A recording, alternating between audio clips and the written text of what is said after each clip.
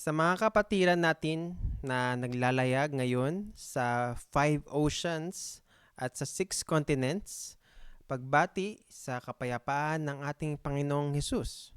Sa pagpasok ng ngayong January, tayo ay pinapaalalahanan na ipasakamay natin sa Diyos ang bawat voyage natin.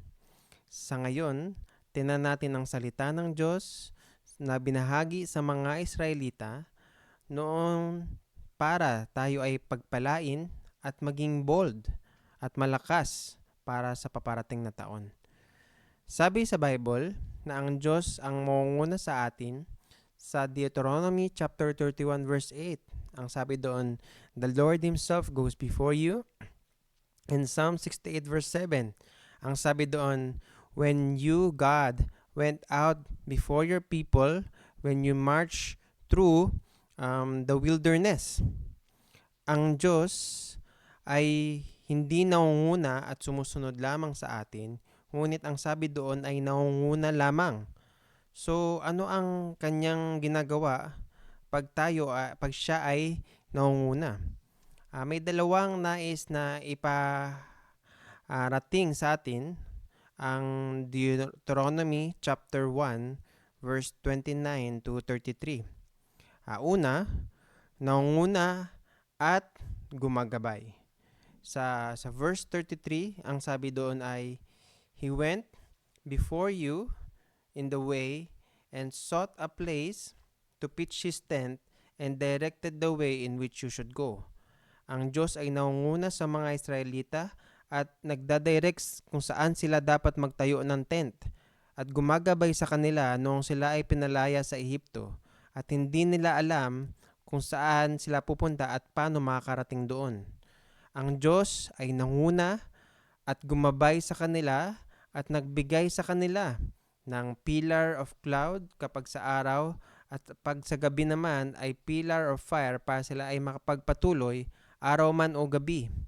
Sabi sa Exodus chapter 23 verse 20, I will send my messenger ahead of you to protect you in a way and to bring you to the place I have prepared for you. Sabi sa verse 23, my messenger will go ahead of you and lead you against the Amorites and the Hittites and the Jebusites, and I will cut them off. Nang ang Israel ay papasok sa Kanaan, pinangako ng Lord na siya ay magpapadala ng messenger na mangunguna at gagabay sa kanila.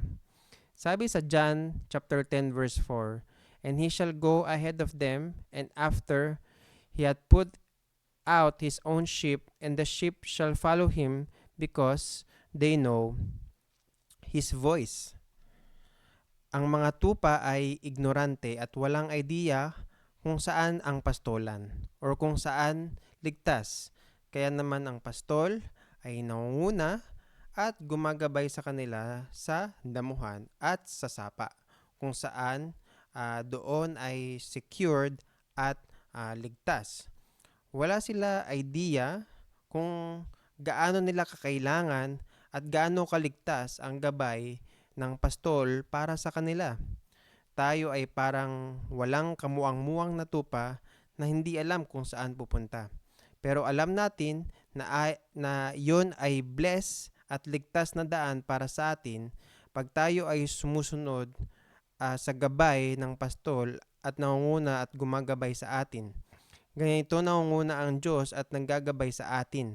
Habang ating inumpisahan ng bagong taon ng 2025, sumunod tayo sa gabay ng may tiwala at pananampalataya sa Diyos na gumagabay simula umpisa pa lang noong January. Pangalawa, siya ay lumalaban para sa atin. Ano pa ba kung bakit siya nangunguna sa atin?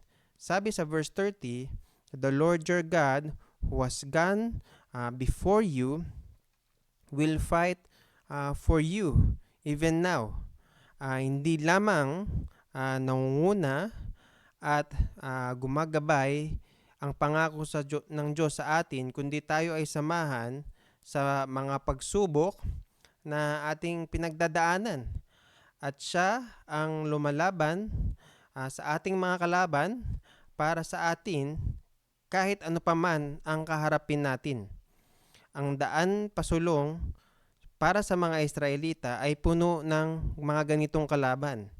Kaharap nila ang 7 nations ng Kanaan, isang malakas at matibay na syudad na ang mga Israelita ay para lamang mga tipaklong kung sila ay titingnan ng mga kalaban na ito. Ngunit ang Diyos ang nangunguna sa kanila at lumalaban para sa kanila. Sabi dito sa Deuteronomy chapter 9 verse 3, "This day you shall know that the Lord your God goes before you as a raging fire, and the Lord shall destroy them and cause them to fall down before you, and you shall drive them out and destroy them quickly as the Lord had said upon you." Hindi lamang ang paglaban para sa atin ng Diyos ay sa salita, ngunit sa gawa. Sabi sa Judges chapter 4 verse 14-15, "Deborah said unto Barak, Arise, for it is the day that the Lord had delivered Sisera into your hands. And will not the Lord go before me?" And Barak went down from Mount Tabor with 10,000 men.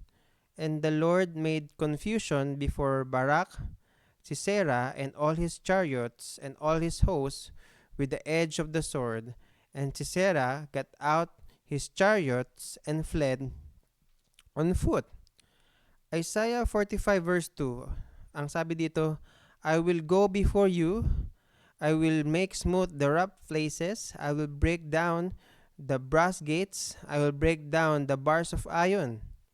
Ngayon, tayo ay nasa isang mahirap na paglalakbay.